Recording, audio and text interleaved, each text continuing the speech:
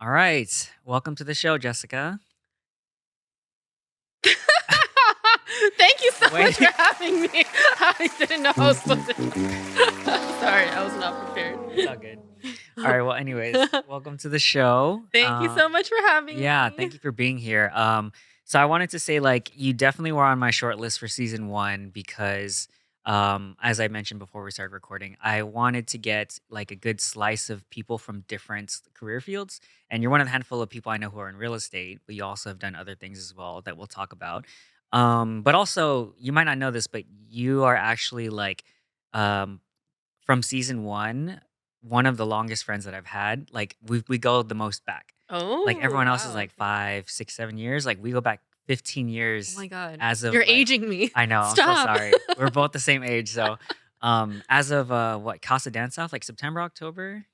Yeah. Yeah, so pretty much 15 years, 2009. Oh, So wow. we are so 15 young. years. Oh, wow. We are so young. So yeah, so thank you for being here. I appreciate it. So I wanted to start off with like how I know you and kind of go through also a little bit of like your stalking your LinkedIn just to make sure I have everything. Mm. So yeah, we met at UCI where we both went during our first year. We did Casa Dance Off, right? Hmm. And then we also danced on a team called Irmo, which they're still around, which is awesome too. And then we danced on separate comp teams, so obviously we're both dancers.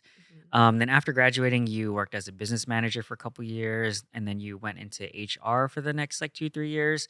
And then, if I'm not getting any of this wrong, near the end of 2020, you got into real estate. Is that all right so far? Yeah, yeah, yeah. You Nice, got it. cool, My LinkedIn is successfully, exactly, updated. successfully stalked. And then also, like I mentioned before, you're recently on the podcast Asian Boss Girl, which was Hmm. amazing. I listened to it at the gym, it was great. Thank you. That was So yeah, fun. a lot of good real estate advice as we'll get into as well. Is there anything else that we should know about you going in? Any other like interests, hobbies, or just career stuff that we might have missed? Otherwise, I can go straight into it. I think probably straight into it. Yeah. I'm full laser focus on real estate. Yeah, you're So like, let's go. yeah. So anyways, I wanted to start off with like your career path. So just from the beginning, right? Like, so we're both studying UCI, we're both dancing. So how did you, I don't know, like how fast or how broad or how quick you want to go through this, but like, what was your career path? Like when you went into college, like what did you want to do? Like when you were going into your third and fourth year, what did you want to like, what did you, business econ? Yeah. Right, yeah, Wow. business Good econ? memory. Yeah, good memory Yes. slash I totally did not look that up. Oh. But business econ, like what did you imagine doing? And then what was like the next few years after that? you know, I went into college undecided. Mm. Um. Same, actually. I think I remember that. We're both undecided. Yeah. Yeah. And then I kind of chose BusyCon because I was like, this is very general Mm, and I can get it done pretty quickly. mm, So I don't think at that time when I chose my major, I was like, oh, I have a definite job in mind. mm, Um, and I think even as I was graduating, I was more just like I'm willing to try anything, but I never had like a driving force pulling me to like any specific career path. So actually right after I graduated, I was like, I just want to travel. So I went to Korea for a year. mm. And I was teaching English there, like public elementary school. So I taught grades 3 through 6. Wow. Yeah. And that was really fun because I don't speak Korean. I'm not Korean. And it was just like a completely new experience for me. And that's kind of like my philosophy too. It's just like always like just don't be afraid to try something new. Mm, And then yeah, after I came back from Korea, I backpacked for a few months too in Southeast Asia, and then I came back, and that's when I jumped into you said business manager. It was like a retail shop. okay. Yeah, kind of role. Yeah. Yeah. Okay. And then HR and then real Right. estate. So when you were, I guess, okay, well, let's backpedal. So you were teaching in Korea for a year. Did you, I'm assuming you learned Korean? Or was it kind of like you're just focused on English and kind of just got by? um I kind of just got by, so I never actually took any Korean language classes while I Mm, was there. there were so many expats there, so it was, like, Mm. very easy to make friends that spoke English and it's Yeah. just, like, comfortable. But I also met my husband there, and so Oh, I didn't know that. yeah, Mm. so, Was he also teaching abroad or what was he doing? no, he was, stationed in Korea Oh, with the okay, US okay. military. Gotcha. Yeah, so he spoke Korean, Mm. which made it So convenient. too easy for me, and you know what? I wish I had studied Yeah, yeah. more, so I can understand a lot more than I can speak, but I can get by, like, I Mm. won't die. Yeah. Honestly, I think probably a lot more than me because so I recently went to Korea and Japan like a couple weeks ago. Just to so I studied abroad in Korea. I don't know if you remember that, but like it was between second and third year for the summer. So it was only 3 months. Okay. And then obviously I've been in like a ton of Korean clubs and then I learned Korean, but it's not like I can really speak it. I can obviously read it, but I'm like, I don't know what this says. Like Starbucks. Oh, Starbucks. Okay. Yeah, Um that's pretty much me. yeah, exactly. It's like reading it is super easy, but Yeah. then like actually learning it. But yeah, it was like it was an interesting experience going back because I hadn't been back in like 12 years, something like that. Mhm. But it's like the same. It didn't really hasn't it doesn't feel like it's changed a lot. Obviously, it's more modernized, but like I don't know. It was really nice to be back. What was like your I don't know. So you studied you sorry you taught English there. Like what I wanna ask what your experience was like and then, like, maybe some highlights, but I don't know if you wanna take that away, like, what was your experience like teaching? I mean, I don't have a teaching background, so, all it really took to get that job was, like, I had to get this specific certification, go through a few interview rounds, and then, they actually prefer people that don't speak Korean so Okay. that their students could have, like, a full immersive Mm, experience where if they wanted to talk to me, they would mm, have to speak English because mm. then I would It's like a understand sink or anything they're swim, saying. yeah, yeah. Yeah, Like, exactly. literally, I don't know what you're saying, so Yeah, yeah, so try because yeah. I have no idea, yeah. So that was really interesting, and teaching elementary school was actually fun. I mean, there are so many smart kids, it's Mm, just oh man, I feel so bad for them because they have such high pressure and mm, stress levels even in elementary school. yeah, So, that was really interesting to see, but overall, like, a really good experience. I yeah. think it was, oh, actually, one interesting thing is they have nap rooms at Oh, school. yeah? And that's So for students and faculty? faculty, Oh, faculty only. for Got faculty, you. Oh, that's yeah. cool. So after lunch, I could Yeah. go take a quick nap and then get back to work. Yeah, yeah. Yeah, and I'm like, "They need that here." Nice, Yeah. yeah, I would second that. So like, was it like you were committed to just the 1 year and after that you were gonna backpack and then come back, or what was the kind of vision going into that? Or was it I don't know if there's anything else. Yeah, for me, I was just like, I wanna travel. What's a way I can travel while still making some money Hmm. and just experiencing something new? And so for me, it was like a short-term thing, Hmm. and that was a perfect amount of time, really, like 1 Yeah. year and then a few months backpacking. Hmm. That kind of, like, scratched my itch before I was like, "Okay, now I have to, like, go back to the Oh yeah. real world." Yeah, like work. Yeah. Where did you backpack? I did Vietnam, Thailand, and Cambodia. Oh, okay. Yeah, but then while I was living in Korea too, like, I it's so easy and cheap to Hmm. travel within Asian countries. Right. So, like, we went to the Philippines, Mm, where else did we go? Went to Taiwan. mm, Yeah. nice. That's so you said for like a few months. Mhm. Oh, okay, cool. Okay, so then you backpack, and it seems like that was a great experience. So then you come back to the States, and then now, um, could you like walk us through like what your career path or journey was like at that point? Yeah, honestly, it's kind of difficult, Mm, um, getting into, like, your dream job after college and you kinda just, like, went to mess around for yeah, a yeah. year is what employers probably think, Mhm, right? So it is pretty difficult. I kind of just like fell into retail. I had a friend that was working there and she's like, "Oh, why don't you just like temporarily get a job here while you continue searching?" And I'm like, "Okay, yeah, that's perfect." And that was actually a great experience. It was really fun. Met a lot of great friends and really learned how to interact with all sorts of people in mm, retail. nice. Yes. Nice. We'll definitely get back to all that interaction stuff. So then how did you make the jump into like HR like as a career?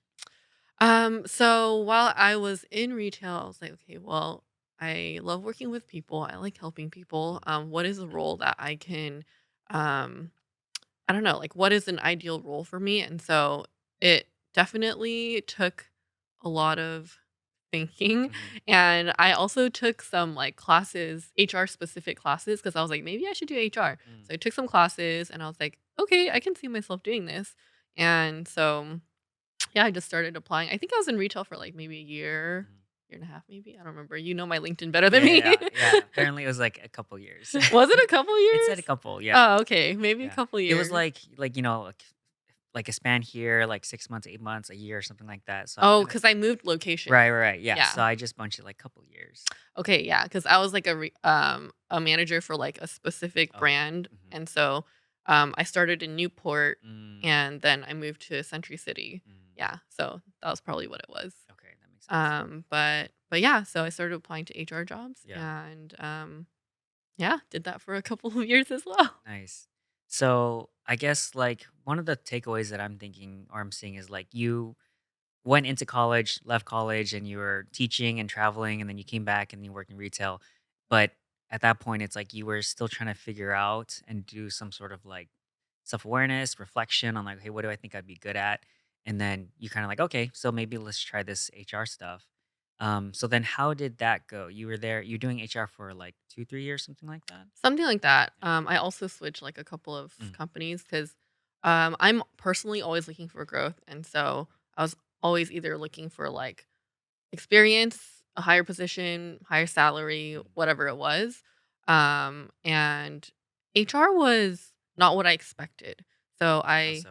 yeah, so what I thought was like, oh, like I get to help people, I get to do this, I get to like give people opportunities, like hire people, blah blah blah. But in reality, I think a lot of people see HR as like the police, right? Mm, They mhm. don't actually want to talk to you. Where I'm like, I want to talk to you. Yeah, you're like, I'm here to help you. Yeah, and they're like, "No, no, I don't wanna talk to you." Mm, Like, I can't reveal too many things about me and my life because then you're gonna find something and, like, police me on it, mm, which that's not at all, like, how I am. right. Although I do think a lot of employees, like, kind of saw that I wasn't that type of HR person, Mhm. there's still a level of, like, "I'm gonna keep this wall up Right, because I can't completely trust you." right. So that was pretty eye-opening, and I was like, "Okay, this is not what I had in mind." Mm, And,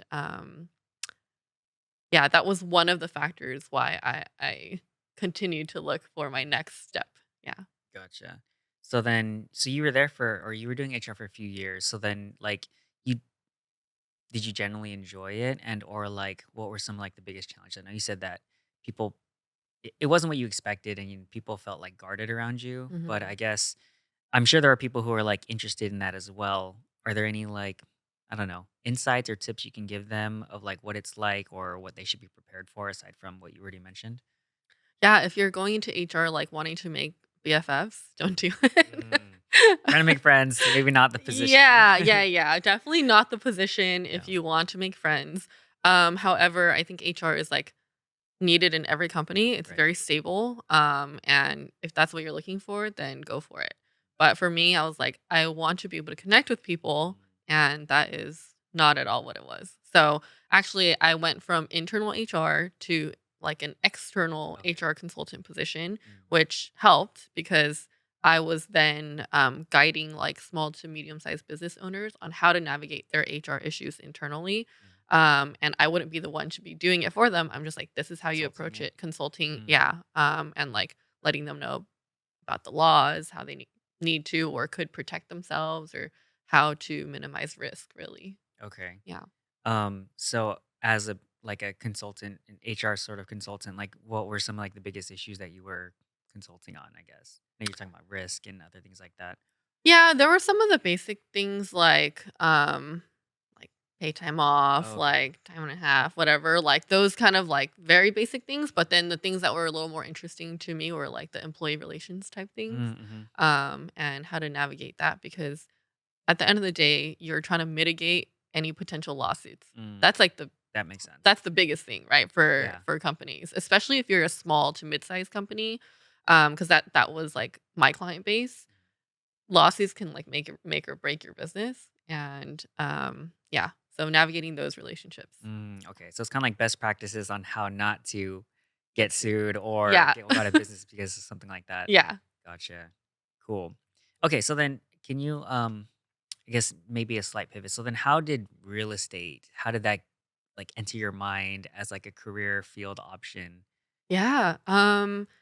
So my whole time in the corporate world, I was, like I said, always looking for growth, always looking for the next step and how like I can improve myself, whether it's position, salary, whatever it was. And I'm someone that will like put 150% into my work always. And the growth wasn't fast enough for me. Mm, And so I was feeling a little like, I don't know, like glass ceiling, even though I wasn't like super high up in any of these companies, I just felt like I can do so much more. mm, And so I was like, you know what? Like, I can't see myself working in a corporate environment for the rest of my life. I'll be extremely unhappy. So I actually started listening to this podcast, Bigger Pockets, like a real estate oh, podcast. okay. Yeah. Yeah. And I was like, okay, I can totally find a way to retire from purchasing real estate.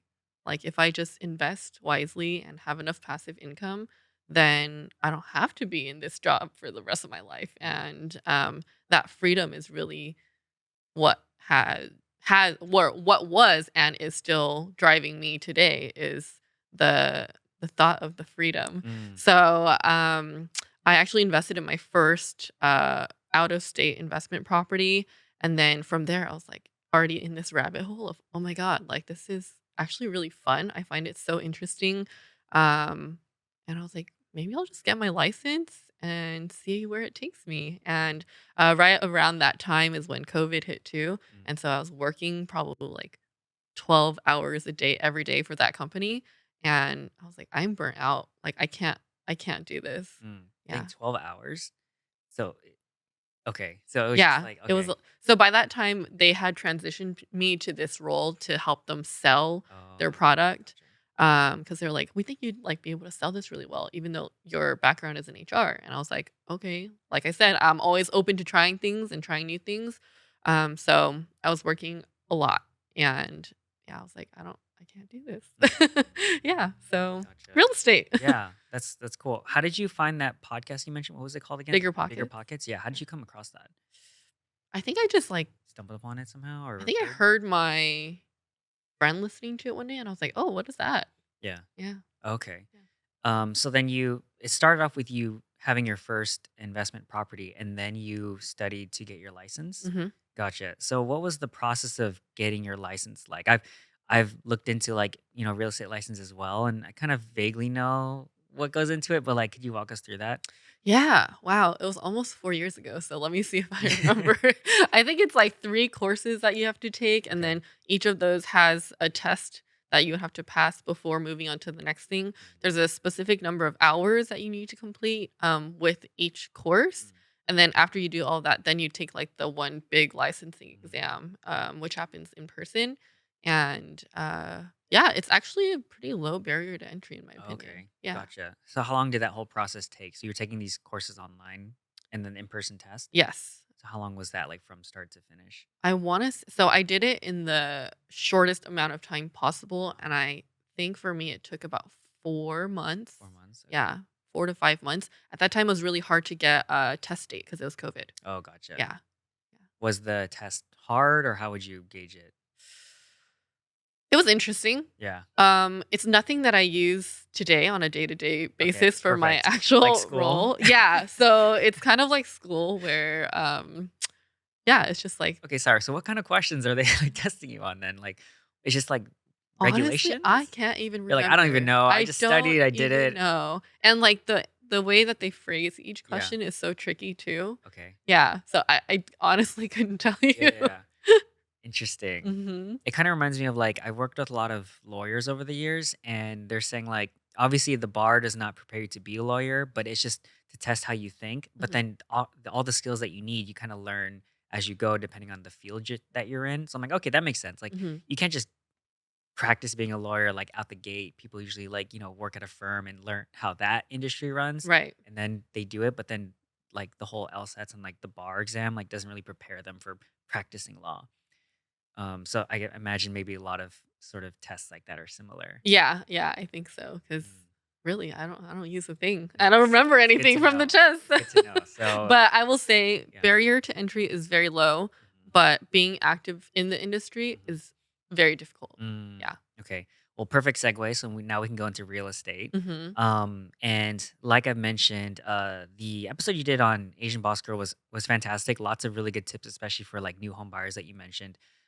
So we don't have to rehash too much of that. I'll link it in the show notes for this episode. But I guess hmm, from like a high level overview standpoint, one of my first questions I wanted to ask was like, what is something that people should know if they're interested in buying a home?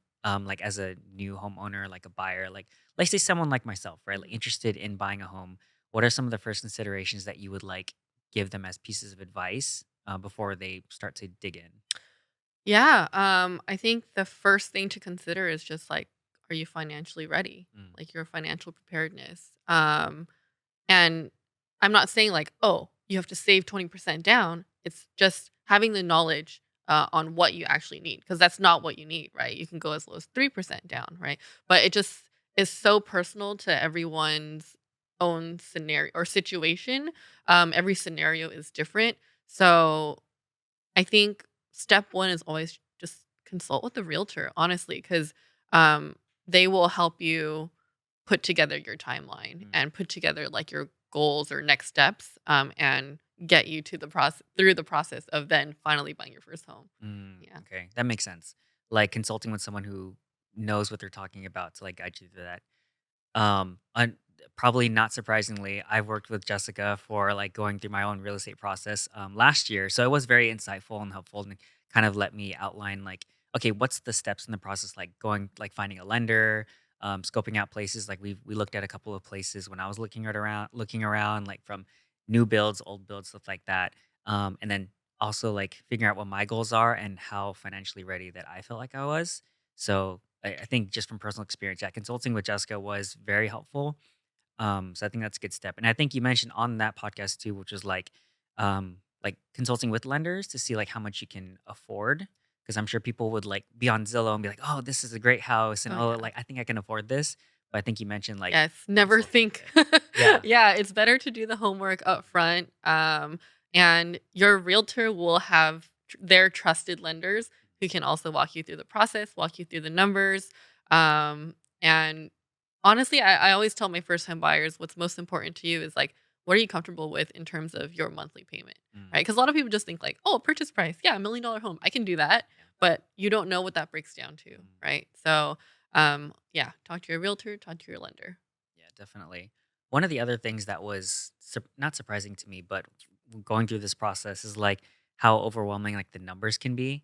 Obviously, these are like X amount of figures, like houses, right? Like anywhere from like California, at least, right? At least like 500K upwards of like a million plus and whatnot. Mhm. And so when you go to the breakdown of like the mortgage and like PMI or like other insurance or other costs, like it can be all really overwhelming. Um, I don't know. Do you have any advice or insights on that? Like when it comes down to a breakdown of numbers? Well, I think you just have to be clear on what's what, right? So, your one monthly payment usually will encompass PITI, which is principal, interest, Mm. taxes, Oh, insurance. taxes. Oh, Yeah, taxes are taxes. overwhelming. HOAs. Oh my Yes, gosh. and then yeah, HOA or any special assessments or anything like that. And just being really clear, like, what am I paying for, right? And in terms of it being overwhelming, I think it stems from like the education, right? Like, just know your numbers. But what I will say is that let's say your monthly is like $5,000 a month, and you're like, oh my gosh, I cannot pay $5,000 a month. Most of my clients will feel a little nervous, but once they get in the motion of actually paying $5,000 a month, they're Mm, like, okay, you know what? Like now I have actually learned to budget and I'm actually comfortable with it now. Like some people are like, you know what? Maybe I could have gotten like a more expensive house because mm, I'm so used to this now. Um, I could have gone a little more, right? So I think it can be daunting, mhm. but it's just a matter of like getting used to it, budgeting, Right. Yeah. It's like any sort of financial strategies. Like you got to know your numbers and do the breakdown of what makes sense for you and like what you value, right? I know in real estate it's like at least for me when I was considering it, it's like obviously location is you said is one like the most important things since you can't really move your house. Or I guess you could, but you don't really. You can always renovate it, but sometimes like for me going in and seeing the house is like a big deal for me because if I'm not the type of person who is like wants to renovate or like jump in and do that, then it could be like, okay, maybe I just want the house to look good enough at least or a new build. Um, and obviously price too, right? That's a big consideration because it's like, okay, well, good spot and it looks good, but it's expensive, but you can like kind of like look at a lower range, but then it might not be in the best location. Yeah, Um, yeah, absolutely. I mean, location is the most important. You can't change it. yeah. You can't move your Yeah, yeah, house. yeah. You can't. So, these are all things that we discuss in like a buyer consultation, right? Like, let's say you're like, I don't really want to renovate anything. I just want to turnkey property. Turnkey is just like you turn the key Yeah. and then you're in. And you're in, yeah. Yeah. And then maybe you're in a certain price point, then your realtor will be able to tell you probably off the top of their head, like, are you being realistic? Like maybe you're realistic in this city or that city, Mm, but maybe not in this city, right. right? So, yeah, all of those are considerations that a lot of people won't have all of it figured out up front, Mm, right? You have to slowly build and make your way there. And as you see properties in person too, you're gonna like preferences will change too. So right. real estate is a very fluid process, and that's what I always tell people. Like things change. Like don't be super attached to like one specific thing. If you change your mind, you change your mind. Mhm. That no biggie. Right, right. Yeah. Makes sense. So one of the last few questions on this topic is so when is the right time to buy? So I know we talked about like, okay, knowing your numbers, let's say you think you're ready or you're around the range to be ready, but then people are like the market, right? Or interest rates, things like that. Or I think was it recently? I mean, you probably know this. Like there's like didn't the feds like cut interest rates of like by half a point or something? I don't Yeah. know. Yeah. It's Yeah. something new. Yes. Yes. Yes. So I will say it's nearly impossible Mhm. to time the market. What? What? Oh my gosh. You know what? If I could, I'd be like a Right, billionaire. right, right. Yeah. So kind of same like stock market, right? Like there's no perfect way to time it. I think you go for it when you feel financially ready. And real estate is a long-term game, right? If you want the true value and wealth building through real estate, you're holding these properties long term. Mm, In California, I mean, properties, they're not gonna really go down in value. Maybe with some significant crazy event, right. but long term, like, you're really not losing value. So, that's what I'll say about, like, real estate and real estate investment and the appreciation there. Um, but yeah, there's really no way to time it because let's say okay, so rates did drop, right? So 50 basis points. Let's say every like 1% drop in rates is an additional 1 million buyers in the market. Mhm. So you're either choosing Mm, more competition or higher rates. right, So what do you prefer? right. It's a personal preference. I would rather personally go with higher rates than refinance later. Mm, Personally. mm, But some people, they're priced out with high rates. They can't even, that's not an option. So then we wait for the rates to drop and then we start hunting. But it's impossible to time the market. good tip. That makes a lot of sense too. So it's kind of like when you're ready, just keep your eye out and like look around, know your numbers, but it's impossible to time the market, and it's like kind of like pick your poison sort of thing. Yeah, yeah, Yeah, kind of. Yeah, pick your poison. nice. We love real estate and poison. Last question on this topic is so like what's next for you in real estate? I know that you service like SoCal, like California, or just mostly LA, OC. My license is for all of California. I've actually Yeah, yeah. sold homes in NorCal Oh, before, okay, but nice. only for like close personal Right, friends. right. I wouldn't say I'm an expert In in like that area, those areas. yeah, Yeah, so I'll say Orange County, LA, and IE as I. well. Mhm. Yeah. So like what are your like long-term 10-year goals or whatever time frame for you in real estate? I know you mentioned it's a long term game, and I'm assuming you want to be filthy rich, and have that freedom that you mentioned. So, Yeah. like, what are your like long term goals? Yeah, so I think they've changed a bit. So from when I was in like corporate, I was like, I want to retire by the time I'm 40. Mhm. But now that I have a job that I love, I'm not no longer like I need to retire by 40. Like Yeah. I want freedom now. Um I think I I just enjoy like servicing and working with my clients so much. Like I could be in real estate forever. I mean, I hope to not be driving around showing homes when I'm Right. 70, Right. Right. but, I'm definitely investing still and building my wealth that way. So 10-year plan, I don't know, like, maybe I have a family or something, Mm, but either way, my, like, financial goals are always to build up passive income, grow my investments, and just make sure that I never have to like worry about money. right. Yeah. Yeah. It's the freedom thing, right? Yeah. I think similarly where it's like I think it's normal. People will be like, okay, I want to get to a certain age and then retire, which to them, of course, means like I don't have to work anymore, right?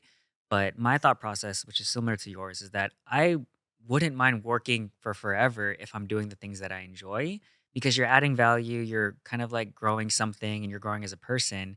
And, like money could be one factor or indicator of that quote unquote success. But it's like, why would you stop doing the things you enjoy? But chasing that freedom where it's like, okay, we have financial freedom so we can do whatever we want or stop and not have to do like the grunt work or whatever. I think that's like a really good goal because you can change your mind and be like, "Oh, I actually want to do this now," but at least I have the option to do that, right? Yeah. 100%. Right. So it's not like, okay, now I get to retire and do what I want. Well, do what you want now, but also find work that you enjoy. Right. Right. Real estate. Yeah. Everyone do real estate. I'm just Yeah, there kidding. you go. Um, It's not for everyone. It's not for the faint of heart. I was about to say, I was like, this sounds like one of my favorite phrases. It's like a butcher selling meat. Like, yes, of course we should do real estate. Of course, just okay, so let's pivot to our next topic, which is so we've been talking about like people skills, and then you've been. It seems like the thread is that you've wanted to work with people, and then eventually you wanted freedom, and then financial freedom, and then you found yourself in real estate, and you seem to really enjoy it. I think one of the skill sets that I think cross a lot of different industries or career fields is people skills. It's kind of like one of those things that where I believe AI can take over different jobs, technical jobs, but like the people skills part, the people side of things, you can't really outsource that to Mhm. like someone overseas or AI or something like that. Like you do need to develop those skills because it's like the computer can't really do that. And I've always been fascinated with sales, people skills, influence, and things like that. Again, also as a people person and non-technical person. So I guess maybe you already answered this, but like, do you consider yourself a people person? What kind of skills did you need to develop in order to be successful in, HR or real estate? Maybe we can just start there.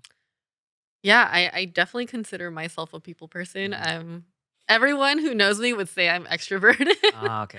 Yeah, not to say I don't need some downtime, alone Right, time, right. but for the most part, I'm like out and about all the You time. like thrive around people. Yeah, yeah, I really do. And so in terms of people skill development, I think I've always liked being around people ever since I was young. I Hmm. can't say I've like strategically tried to develop some sort of skill, but definitely dancing on teams helped a lot, right? Because when you're on a team, you're still dealing with all sorts of people.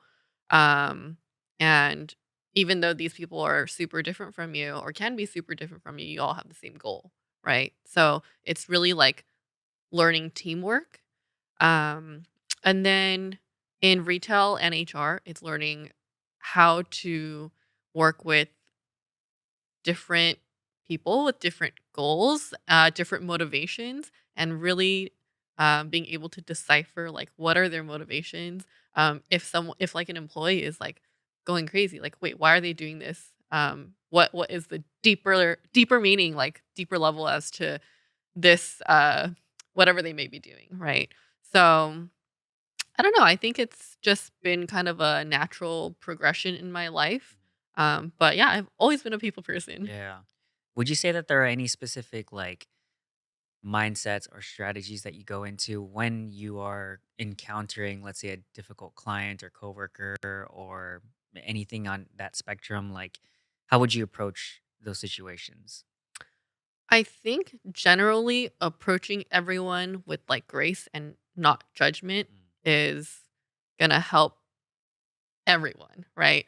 You don't know what they're going through. You don't know their situation. You don't know if they just got in a fight with someone or if, their child just went like ballistic on them. Like you really don't know what everyone's personal situation is. So I think for me, it's just, I don't know, I try to stay like more lighthearted. Like if I can tell someone is having a difficult time, I don't know. I usually use humor to like get, I don't know, like the tension out of the air. mhm. Like a Um social lubricant. It's like just like be lighthearted and fun. yeah, yeah. But in like professional scenarios, if a client is frustrated, I'm doing everything I can in that moment to like solve the issue, right? Whatever it is, I'm bending over backwards and um yeah.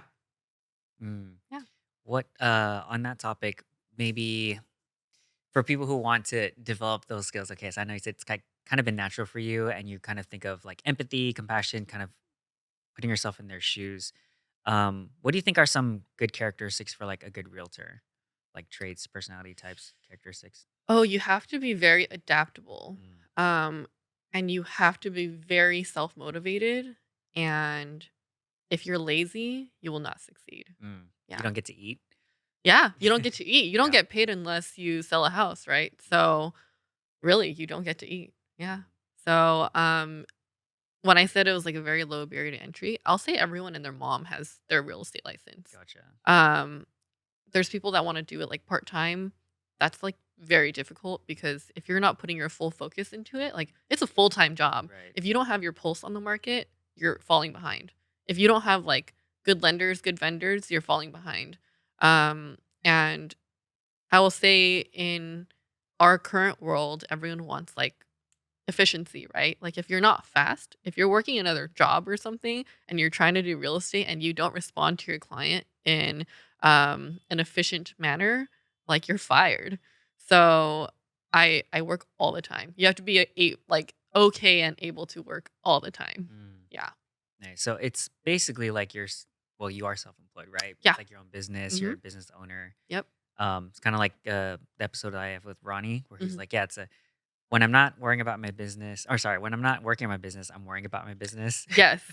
like, 100%. like, oh, that's great, awesome. It's so funny. A lot of us realtors say like when we're busy, we're stressed, but Mm, when we're not busy, we're anxious. mm, Yeah. So yeah, it's not for the faint of heart. It's nice, like a roller coaster ride. nice. But like to your point as well, it's like also that ceiling is higher, or there's more There's growth no potential. Well, ceiling. exactly. Yeah. There's no There's like ceiling. higher growth potential, but then it's like it's wholly dependent on your effort, but also you can't do anything part time. Yeah, it is what you put into it 100%. If you half-ass, you will get a half-ass result. Mm, Yeah. definitely. Anything else like on? Okay, so piece of advice. So you said being adaptable. Anything else for people who are interested in real estate? Any other last like tips, tricks, or Um mindsets, habits? Tips and tricks. I will say, not necessarily tips, but if you want to do real estate and you are first starting, it's not like a job. There's no one training you and Mm, telling you this is what you do or this is how you need to do it to be successful. You're on your own, mm. like literally on your own. So don't expect like a 3-month training program. It's you have your license now. Okay, Just go. go. Yeah. Yeah. I was about to ask that. Like, so okay, well, you answered my question. So there's no real program. You kind of just do. So where do you learn how to do real estate? Like, Yeah, honestly, when I first started, I was on YouTube a lot. okay, okay, I would self try to study. like ask people around my office, but um in in real estate, like technically they're your competition. Oh, I see. That So makes like they sense. have no reason to help you. Mm, Yeah, cuz you might be taking a piece of their pie. right. So, navigating those relationships too, it's like very important to build a strong network of agents that Like, even though you each have your own business and you each want a piece of the pie, like if you have like a good group that has your back, like that's very important too. Yeah. Okay, that makes sense. Because so you work in an office, like in like a firm, but then you have like your coworkers are technically your competition. Yeah. So every realtor has to be part of a brokerage. Okay. And then in the brokerage, there are some like teams where they like are an actual team and they work together. I'll say most agents are solo. Mm, And so everyone is like their own business owner. Like got we're it. not employees, right? We're just hanging our license with the brokerage. Mm, The brokerage is there to support you. However, you don't get like you know, unless you like find a mentor, mm, like you're not like automatically assigned someone who gotcha. teaches you the ropes. Like that doesn't really exist. So it's like, oh, here's a desk. Now just go. Yeah, I mean, and I started during COVID, so there was Yeah. no office, so I just worked from home. Yeah. And when I first started, I was like, "Oh my god, what do I do?" So I just cold called for like hours every single day, and that's how I started my business. Gotcha. Yeah. Okay, I have one last question. What does it mean to know an area as a realtor? To know an area.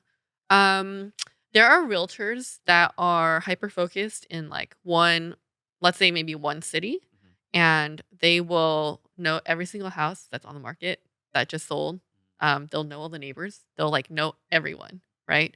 I'll say nowadays it's not um as specific area focused because we have the internet. Mm, So I can learn everything I want to learn about a city yeah. now just with like a quick search.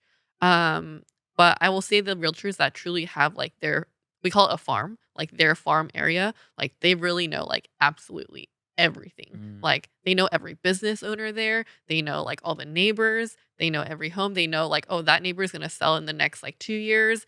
Um, that that's what I would define as, like, really knowing an area, mm, like, well. gotcha. Yeah. Do you feel like it's necessary to have that level of knowledge in specific areas, or is it kind of like a broader area, like you know enough, or Um, I will say if you're working mostly with buyers, um, they're gonna be all over the place. So, like, for my business, I work with a lot of buyers, Mm, and I know I have a very, like, wide breadth of knowledge in SoCal. I will say if I wanted to work more listings, like sellers only, mm, mm. then I would focus on a farm. Oh, I see. Yeah. Okay, so if you're more of like working with like sellers who are listing, then it would be better to know like that area a little bit more. Yeah, yeah, Gotcha. for sure. For example, like my farm would probably, in terms of like listings, Hmm. be like Walnut Dime Bar because I grew up in Right. that area, right? I know it like the back of my hand. I know every street, every market, every business, and that's where I would focus for like my personal local like knowledge area.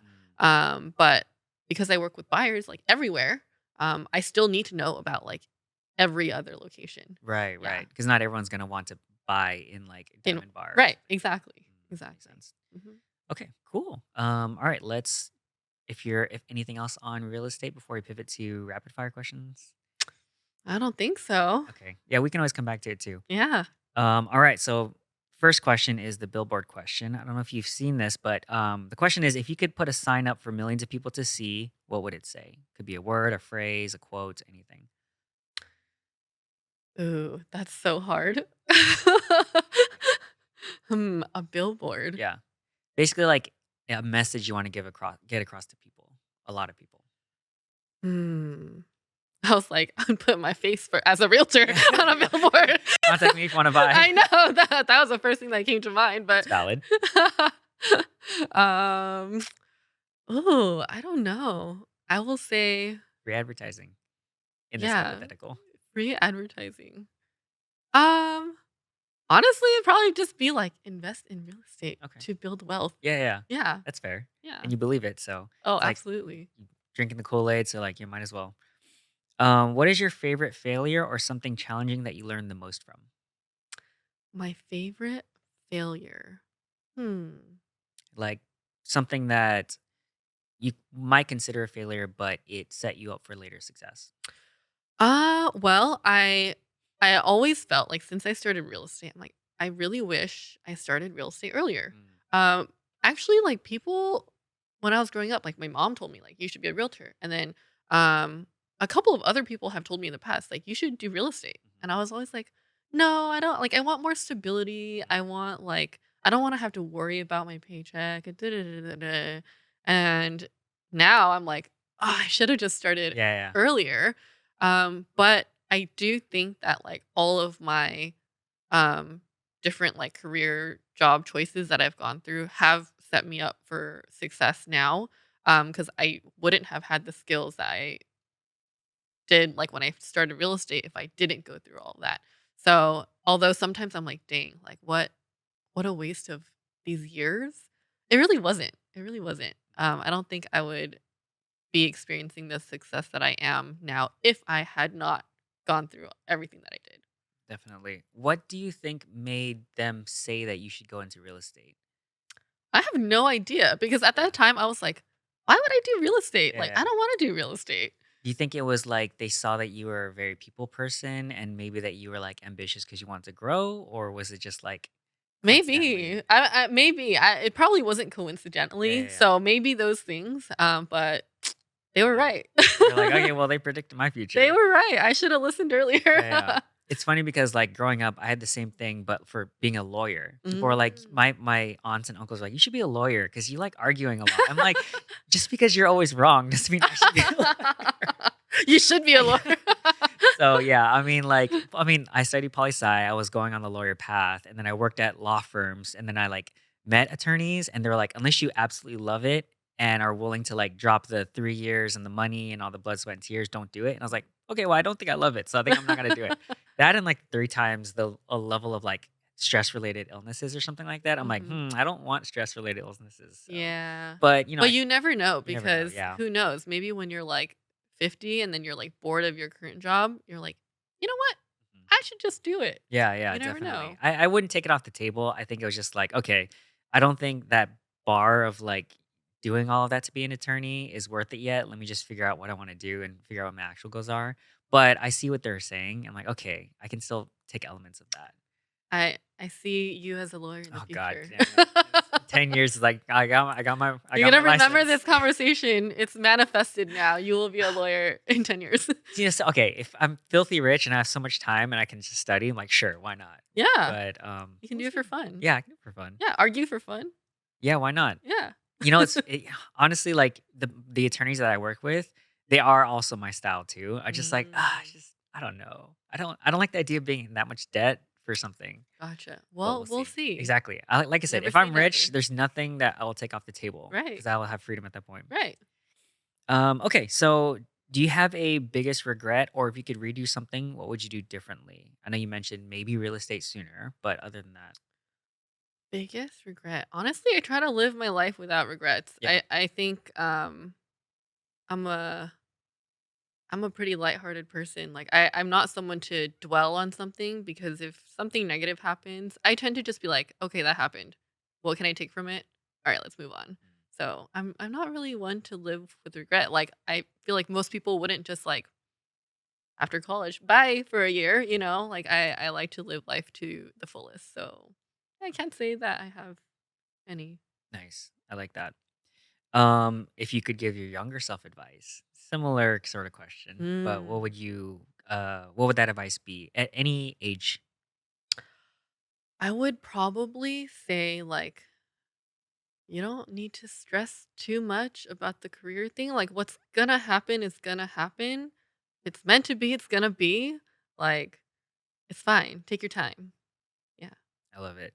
That's also coincidentally the same advice I give to a lot of the college students that I dance with now, which is like, don't worry so much. Like, Yeah. they're all very like, how do you say, like very high achieving UCLA students Mhm. typically. And it's like they're always worried about their school, their grades, their Right. career. And I'm like, it'll work out. If you're worrying, you're just suffering twice. It's a Yeah. from yeah, yeah. Anyways, but It's hard though, like when you're in that mode of that like I mode. need to Yeah. focus and society, my parents are telling me to Right. get good grades and get a good job Yeah. and like, make money. I get that. I think that's the same thing I would tell myself too, is like, don't worry, because I was the same in the same boat. Like I graduated, I'm like, I don't know what I'm doing. Yeah, But then you'll figure it out eventually. It's kind of like having that faith, but it's hard to kind of see that looking forward, it but looking is. back, it's easier, right? Yeah, it is. You know what? 30s is the new 20s, like 40s is the new 30s. You got Yes, time. of course, of course. Always super young. Are there any habits or routines that are key to getting like the results that you have now? Like, are there any things that like not maybe not keep you sane, but any sort of like yeah, habits or routines? I will say that like I work so much, it's pretty difficult to turn off. Mm. And so my guilty pleasure is watching Asian dramas Oh, nice. because that's my one time where I'm Yeah, like yeah. so obsessed with like these like characters for what like 15, 16 episodes that I can actually not think about work. Mm. So it's not in my routine, but when I have a chance to just like be horizontal for a day Mm. and watch dramas, that is the best feeling. Yeah, yeah. So it's your method of like kind of decompressing from all of that. Yeah, for sure. Real quick, do you have any recommendations for dramas? Ooh. Uh, I think top of my list is still Crash Landing on You Oh because yeah. Hyunbin is so fine. You like rewatch it or I think it's I've just watched it most like recommended? twice. Okay, gotcha. Yeah. But just most recommended. Yeah. Like when I think of something that a lot of people would enjoy, Mm. probably that. But I've watched so many dramas in my life. I don't know. I don't know. There's too many. Yeah, yeah, yeah. Okay, well, we'll stick with that one. Yeah. So who would you call successful and how would you define success? I would I would probably define success um as someone with the freedom to do what they want and not have to worry about financials. And along with that, have like people they love that they can share it with. Mm, Um, yeah, I think happiness is probably like the best way I can put or how I can define success. And I think you need to be well rounded and have people you love and share it with in order to be successful and happy. Yeah. nice. I like that. Anyone that comes to mind that you think personify like your definition of success? Could be Hmm. people you know, people who don't know, celebrities, past, present, future. I don't know. Yeah, I'm not like huge on pop culture and following celebrities because I don't like to. What I don't, what I think I do well is I don't compare Mm, myself. So I think that alleviates a lot of stress. I know people that do compare themselves a lot and they're just like constantly yeah, stressed. So I yeah. think that's one thing that I actually do well. I don't compare myself. So I don't really like follow a lot of celebrities. That's not my thing. But I think like um I think, like, my in-laws come to mind. They're, like, so in love still and happy, and, like, they have a great family, like, I'm so lucky to be part of the family now, but, um, yeah, like, they're both retired now, they're enjoying life, and they have kids who love them, and they love each other, and it's really nice. Nice. I love that. That's I mean, based on that definition, I think they seem really successful. Yeah. Um, what was I gonna say? Oh yeah, on that note of unhappiness, yeah, I think it's like the fastest way to be unhappy is just start comparing yourself, right? Yeah. Like, what's the point? Like, you're just gonna make yourself miserable. That happens a lot in real estate too, Mm, because you'll see, like, people around you maybe, like, selling lots of houses and maybe you're, like, pretty dry for a month and, like, you people just get in this mode where it's hard to get out of too, yeah, right? Like, they just, like, beat themselves up. I'm like, "It's fine. It's cyclical. It's gonna come. Don't worry." just like questioning their self worth. It's like Yeah. I don't know what I'm doing. Like I said, it's, like, either stress because 'cause you're busy or anxiety because 'cause you're not. Mm, Yeah. makes sense. Mhm. Okay, so if time and money weren't an obstacle, what would you be doing now? Probably traveling. Okay, yeah, Yeah. I think that's an easy one yeah, for yeah. me. Where would Yeah. you go? Um, so I've been I've traveled a lot of Asia. I would say most of Asia. And I'm like slowly getting my feet wet in Europe, but I feel like I can save Europe for when I'm older and Mm. still enjoy it. But I feel like Asia is like super fun when Oh you're yeah, young. yeah, for sure. So yeah, I'd probably still be romping around there. Yeah.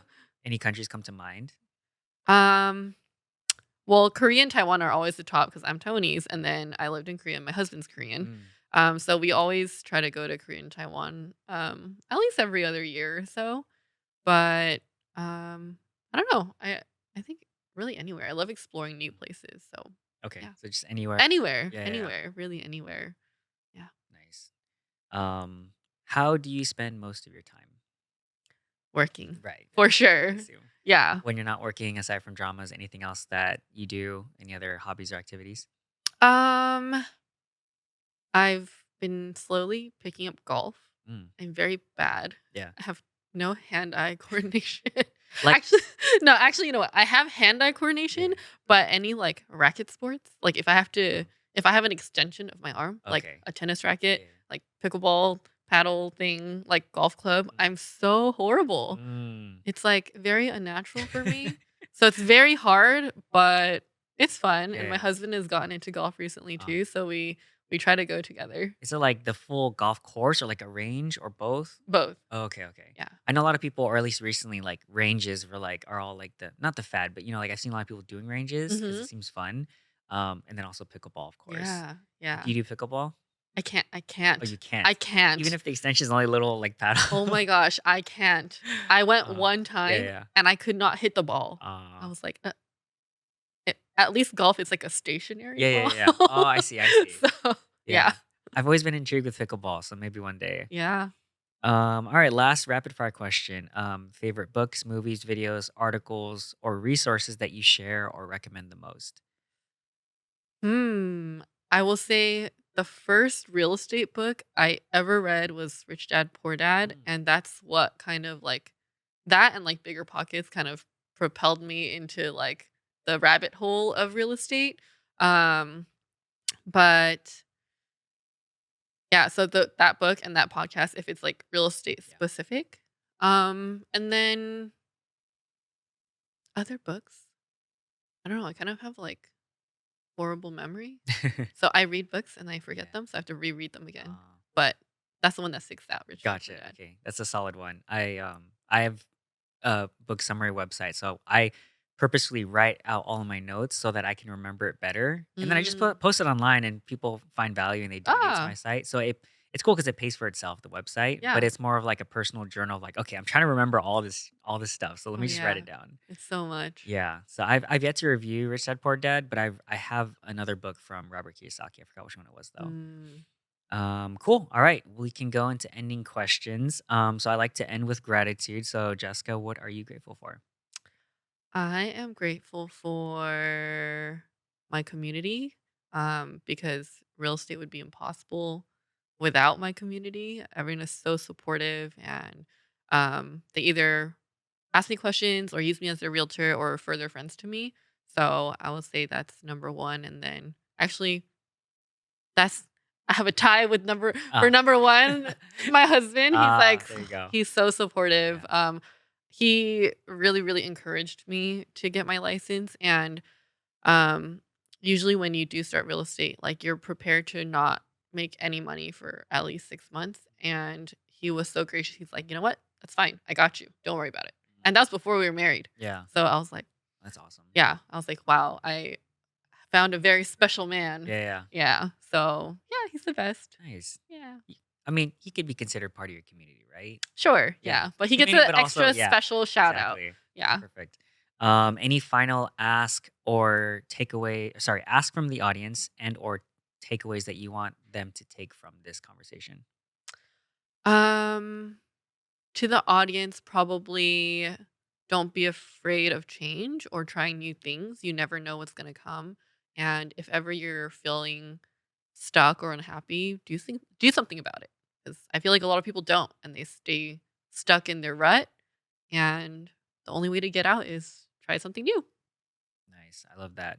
And also, if you're interested in real estate, reach out to Jessica. That too, yes, of Yeah. course. I highly recommend her. Thank Obviously, you. by definition, the first realtor I have on the show. So, Thank you. cool. So, where can we find you? Social media handles, websites, emails, anything you want to share?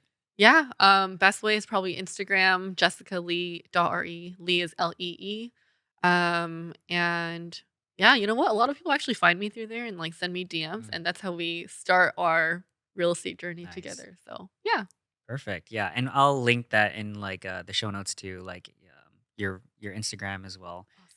Awesome. Cool. Well, thank you so much, Jessica, for being here. I really appreciate Yay. it. I learned a lot personally, so hopefully the audience feels the same way. Yay. Thanks for having Yeah, of me. course. And so for the audience, thank you guys for tuning in. Thanks for enjoying the show. Hopefully, you guys learned a lot. And just a reminder to be kind to others as well as yourself, especially. And also that there's always something that you can learn from someone else. You just got to take the time to listen. So thank you guys for tuning in. Woo! And we're done. Yay.